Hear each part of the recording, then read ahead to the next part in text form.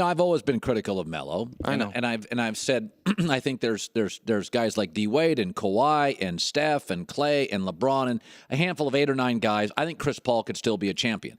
Then there's a group of guys I always kind of call fool's gold. They're unbelievable. They're often dynamic. They're often more talented, but there's a lack of self-awareness. They're selfish. They won't get on a phone. They don't understand the community of the league, the global kind of maybe more focused on their brand and their city. I get it. I don't think you've been wrong about Carmelo. You don't. I don't think you're wrong about Carmelo, but you're not the president of the team who gave him the contract. So, right. let me set this up. Kevin Ding writes for Bleacher Report. He does a really good job. Yeah. He wrote a column eviscerating Carmelo. We've pulled some passages. If I can just read some of the more damning quotes from Kevin Ding, because this is the context that's needed for the story.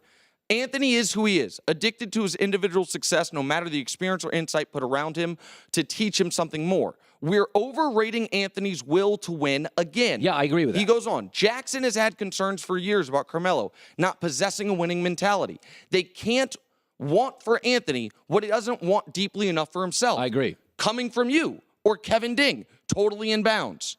Coming from Phil Jackson, it's a sports treason that I haven't seen in years. Phil... The last time he tweeted, it was an update on his broken engagement the day after Christmas.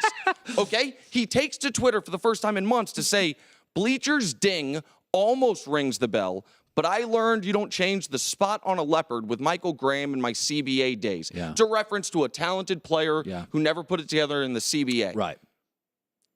Phil doing this, it's the most craven, amazingly against what we say we want from sports. It's an act of, like I said, sports treason. Phil is acting as if he's not the guy that gave Melo the max deal with the no trade. Phil, you did this. You didn't have to. Carmelo, guess what? Asked for a no trade, shockingly, because he didn't want to be traded. His wife loves New York. He likes what it does for his brand. Maybe that is what separates him from Melo and Wade, or from LeBron and Wade. Right. But so be it. You made that bet. You chose that. Now you want to move him. So you leak to Charlie Rosen, your buddy, that you're done with him. You then say publicly he holds the ball too long. And now with the trade deadline ticking, you're like, damn, Melo really wants to be here. I don't want him on my team. Let me sign off on a public beheading of him, see if that makes it bad enough for him. Could you imagine, Colin, if you come here, you sign an extension with your boss, you and your boss get cross purposes, and instead of dealing with it because he signed you, he just goes to the media and you read quotes in the Hollywood Reporter like about what a wreck you are. You can't do this, Phil. I get why he's doing it. He's doing it because he wants Melo to waive his no trade. It is...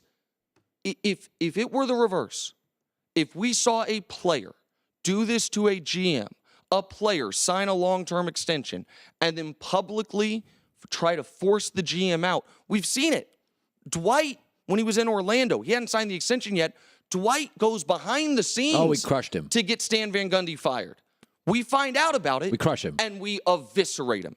Phil, hey, man, whatever your criticisms of Carmelo are, yours or Phil's or whomever's, here's a fact. Carmelo Anthony is exponentially better at basketball than Phil Jackson is at whatever the hell he's doing in New York.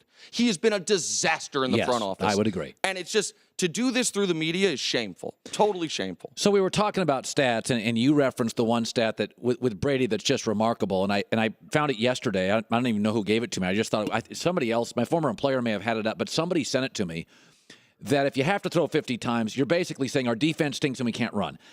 Drew Brees is 4-15. Right. It's just no coach has ever said throw 50. There's never been a guy who's done it more than 10 times who has a winning record, except for Brady, who's 18-7. It's absurd. And the Peyton Manning is 4-13. Right. Everybody's lost.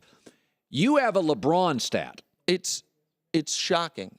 So last year, the worst player in the league, fourth quarter three-point shooting, was my guy LeBron James. He was 12.5% from three in the fourth quarter last year. In the entire fourth quarter. For the season, the worst player in the entire league shooting threes in the fourth was LeBron. So what does the future greatest player of all time do? He says, oh, that was a hole in my game. Now I'm going to be better than everybody at it.